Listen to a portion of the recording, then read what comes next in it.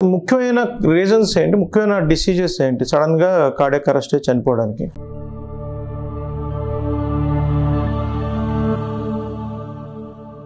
అందరికీ నమస్కారం. నేను డాక్టర్ పివి శివప్రసాద్, కార్డియాలజిస్ట్. దురదృష్టవశాత్తు 90-95% మంది సడన్ కార్డియాక్ అరెస్ట్ మనకి హాస్పిటల్లో కాకుండా బయట జరిగితే అట్లీస్ట్ 99% చనిపోయే అవకాశాలు ఎక్కువ ఉంటాయి. 1-2% ఒక్కోసారి పక్కన ఎవరైనా ఉండి సిపిఆర్ చేయడం బాగా తెలిసి ఉండి కొంతమంది సేవ్ అయ్యి వస్తూ ఉంటారు. మనకి ఏ సిమ్టమ్స్ లేకుండా సడన్ గా చనిపోవడం అనేది కొన్ని ఫ్యామిలీల్లో డిఫరెంట్ జనరేషన్స్ లో చూస్తూ ఉంటాం. నెంబర్ 1 కారణం ఏంటంటే చిన్న వయసులో హార్ట్ అటాక్స్. కొంతమందికి ఫస్ట్ నుంచి ఫ్యామిలీస్ లో తొందరగా సైలెంట్ గా బ్లాక్ అయిపోయి సడన్ గా హార్ట్ కి బ్లడ్ సప్లై తగ్గి చనిపోయే అవకాశాలు ఉంటాయి. రెండోది కార్డియోమైపతి. కార్డియోమైపతిలో డిఫరెంట్ వెరైటీస్ ఉంటాయి, 3 వెరైటీస్ ఉంటాయి. హైపర్ట్రోఫిక్ కార్డియోమైపతి అంటే మజిల్ బాగా థిక్నెస్ పెరగడాన్ని హైపర్ట్రోఫిక్ కార్డియోమైపతి అంటారు.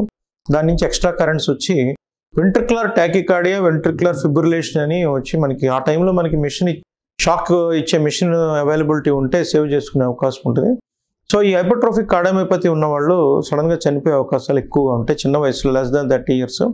అలాగే ఇడియోపతిక్ డైలేటెడ్ కార్డియోమైపతి ఫ్యామిలీస్ లో రన్ అవుతూ ఉంటుంది. దీనిలో కూడా సడన్ గా చనిపోయే అవకాశాలు ఉంటాయి. అట్లాగే మనకి రిస్ట్రిక్టివ్ కార్డియోమైపతి అని ఉంది, కానీ దానిలో రిస్ట్రిక్టివ్ కార్డియోమైపతి ఎక్కువ మంది హార్ట్ ఫెయిల్యూర్ వెళ్తూ ఉంటారు.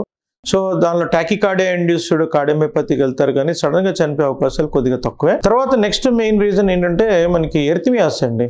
So arrhythmias of various reasons, electrolytes potassium levels తక్కువ ఉండడం, అట్లాగే పొటాషియం హై ఉన్న మనకి ఒక్కోసారి కిడ్నీ ప్రాబ్లం ఉన్నప్పుడు పొటాషియం లెవెల్స్ డిస్టర్బెన్స్ లో కూడా సడన్ గా ఎరిథమియాస్ వచ్చి చనిపోయే అవకాశాలు ఉంటాయి. సో పొటాషియం లెవెల్స్ అనేది చాలా ఇంపార్టెంట్ అండి. సో ముఖ్యమైన కారణాలు నెంబర్ 1 హార్ట్ అటాక్, రెండోది కార్డియోమైపతి, దానిలో కూడా hypertrophic cardiomyopathy and arrhythmias. Thank you.